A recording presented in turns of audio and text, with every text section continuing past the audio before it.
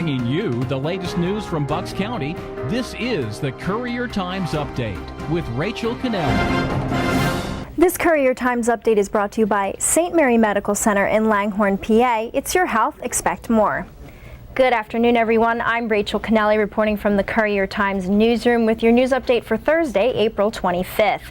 Alleged pimp Enoch Smith testified in his rape and prostitution trial in Bucks County Court in Doylestown earlier today. Our court reporter Lori Mason Schrader is live tweeting from the courtroom and says Smith's attorney didn't ask questions, just let him talk. Smith testified that he thought escorting was legitimate because it was on the internet, that he rented the motel rooms while waiting for a house, and that he was profiled because he had a nice car. He's accused of running an illegal sex for money business using Ben Salem motel rooms. 4 women have testified that he charged men to have sex with them and then paid the women in heroin and other drugs. The jury is likely to get the case this afternoon. Lori has more on that story at buckscountycouriertimes.com. You can follow her on Twitter at BucksCourts.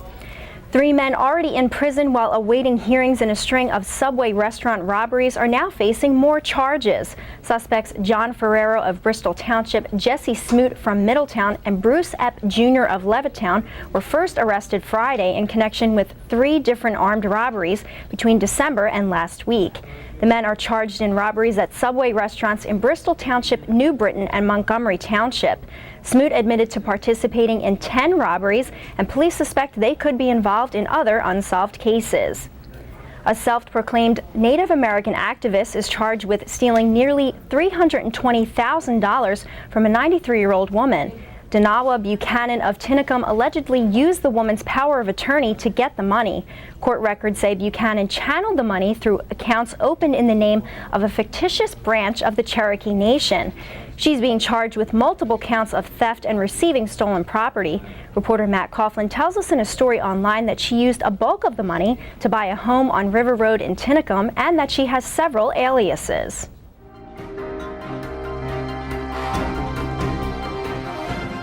For our Bucks County weather, today feels more like spring with temps near 64 degrees, but it's windy. Tonight will be mostly clear with a low around 40. Tomorrow will be even warmer, so you may be able to get away with a light jacket or sweater with a high near 66.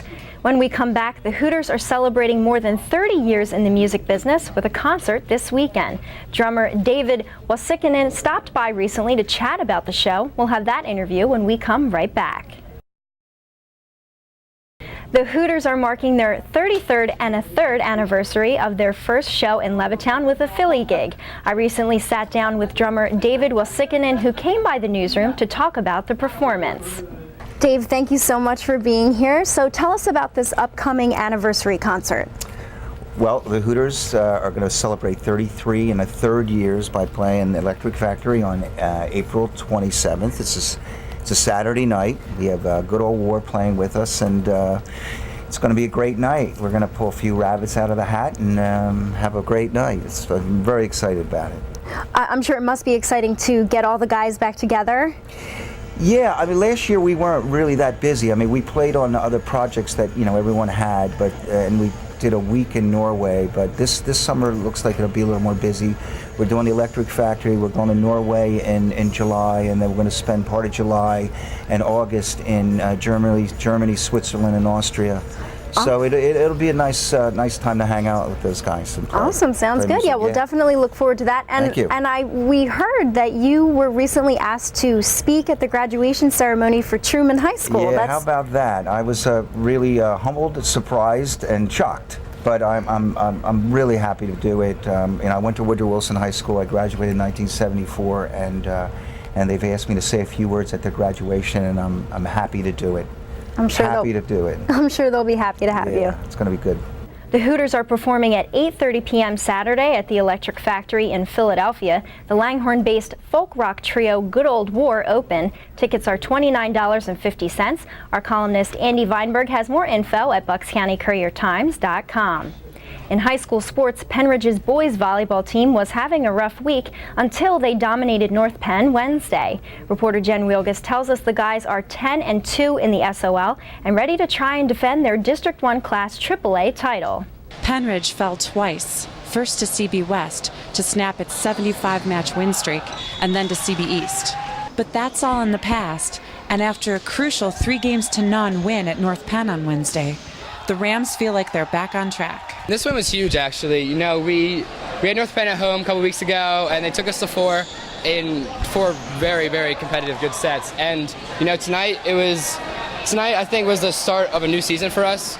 We said, you know, no more against, you know, West and East we lost, and we said, you know, promise to yourselves, promise to our team that we're gonna start over. We're just gonna barrel through the season.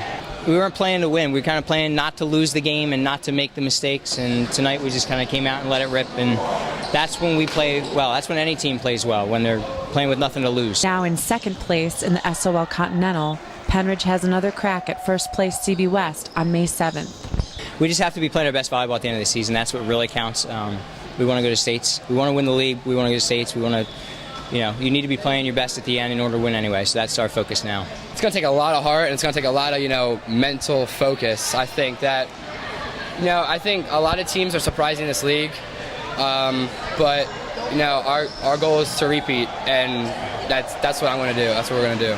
You can follow Jen's video reports and high school sports coverage on our website.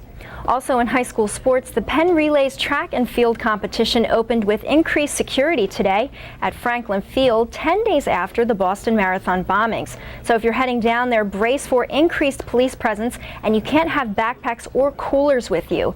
You also might want to consider taking public transportation, since there tends to be backups with a lot of traffic heading in that direction. We'll have coverage of that event online. Now here's a look at what we're working on in the newsroom. A pretrial conference is scheduled in the case of Levittown musician Danny DeGennaro, who was murdered last year during an alleged botched robbery. Reporter Lori Mason-Schrader will be in court. A Council Rock senior is also expected in court this afternoon for a hearing on homicide while DUI charges in an accident last year that killed his friend. Reporter Joe Chevalier will be covering. And tonight, the network of Victim Assistance Bucks County will hold a candlelight tribute for victims of crime.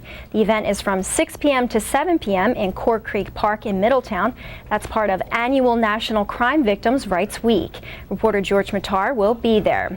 You can find all of these stories and, of course, updates on your latest local news at buckscountycouriertimes.com. I'm Rachel Kennelly. Thanks for watching and have a great Thursday.